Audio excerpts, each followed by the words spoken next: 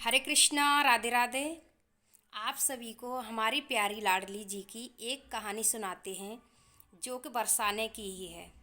एक बरसाने में सेठ जी रहते थे। बहुत पहले की बात है ये। सेठ जी के 3 बेटे थे। तीनों बेटों का विवाह हो चुका था और उनको बेटी नहीं थी। उनकी पत्नी पहले ही स्वर्गवास हो चुकी थी काफ़ी टाइम पहले।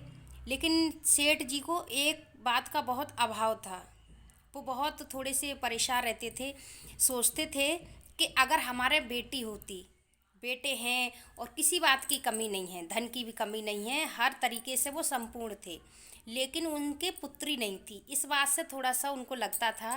कहते थे अगर हमारे पुत्री होती तो एक होता है ना बाप बेटी का प्यार भी, और उनको लगता था कि हमारी बेटी होती। एक उनके घर एक संत आए तो उन्होंने संत से ये बात अपनी बताई। संत ने पूछा कर सेठ जी कैसे दुखी हो, क्या बात है? तो उन्होंने बताया कि मैं बहुत खुश हूँ, लेकिन हमारे अगर बेटी होती तो बहुत अच्छा था। मुझे बेटी का बहुत शौक़ है और बेटी को एक बाप बेटी का क्या प्रेम होता है, तो वो मुझे बहुत ही, बेटी का अभाव होता है, बेटी नहीं है हमारे। तो बाबा ने कहा अरे, बरसाने में रहकर भी ये कहते हो हमारे बेटी नहीं है? अरे सेठ जी, बरसाने की, पूरे बरसाने की बेटी तो हमारी प्यारी राधा रानी है, लाडली जी हैं, वो सबकी बेटी हैं। सेठ जी को समझ में आया। कहा हाँ, ये तो बात मैंने कभी सोचा नहीं। लाडली जी तो पूरे ब्रज की बेटी हैं, सबकी बेटी हैं।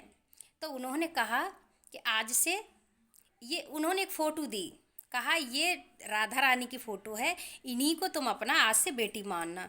तो सेठ जी ने कहा ठीक है। तो वो जभी से उन्होंने राधा जी को अपनी बेटी माना और वो बेटी से बातचीत करते हैं। अपने कक्ष में उन्होंने फ़ोटो लगा ली और बातचीत करते रहते हैं। भोग लगाते हैं तो पहले लाडली जी को कोई बात करनी होती है तो राधा जी से फ़ोटो के ज़रिए बात करते रहते हैं। उनका दिन पर दिन भाव बहुत बढ़ गया। एक दिन क्या हुआ, एक चूड़ी वाली आई तो वो घर पे आई उनकी तीनों बहुओं को चूड़ी पहनाने के लिए। पहले चूड़ी वाली घर में ही आती थी, तो बहुओं ने चूड़ी पहन ली। तो सेठ जी ने, चूड़ी वाली जब बाहर आती है तो उनको मोल दिया। तो 3 बहुओं ने चूड़ी पहनी, वैसा उन्होंने मोल दिया। तो चूड़ी वाली कहने लगी सेठ जी, चूड़ी 3 ने नहीं 4 ने पहनी है। सेठ जी उससे कहने लगे अरे झूठ बोलती है, हमारे तो 3 बहुएं हैं, 3 ने पहनी है, तू झूठ बोलती है। चूड़ी वाली सत्य बोल रही थी, लेकिन सेठ जी ने उस पर बहुत गुस्सा करी। अरे चूड़ी वाली होकर झूठ बोलती है, 3 बहुएं हैं, 3 ने ही तो चूड़ी पहनी है, और वो कह रही थी 4 ने पहनी है। तो वो गुस्सा होकर चली गई। वो पैसे भी नहीं लेके गई और चली गई। और सेठ जी भी अपना बड़बड़ा के अपने काम पे लग गए। क्या हुआ, जब रात को सेठ जी जब सो गए, तब राधा जी स्वप्न में आती हैं। कहती हैं बाबा, बाबा क्या तुम्हारी बहुएं चूड़ी पहन सकती हैं, बेटी चूड़ी नहीं पहन सकती? मैं चूड़ी नहीं पहन सकती बाबा? कल हमने भी चूड़ी पहनी थी, आपने अपनी बहुओं को चूड़ी पहनाई, मैंने भी चूड़ी पहनी बाबा, आपने मोल नहीं दिया मेरा। तब बाबा को आँख खुली और वो बात करने लगे लाडली जी। तब उन्होंने सुबह चूड़ी वाली को बुलाया और कहा कि तू सत्य बोल रही थी, मैं झूठ था, तू सत्य कह रही थी, 4 ने चूड़ी पहनी, हमें 4 चूड़ियों का मोल देना चाहिए था, तू सत्य बोल रही थी।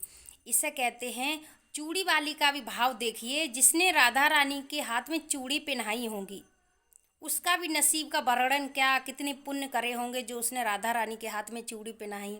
और उन सेठ जी का क्या।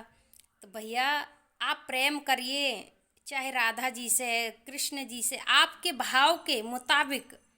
हमारे प्रभु, हमारी लाडली जी, आप भाव तो बनाइए, आप कोई सा भाव तो बना के देखिए।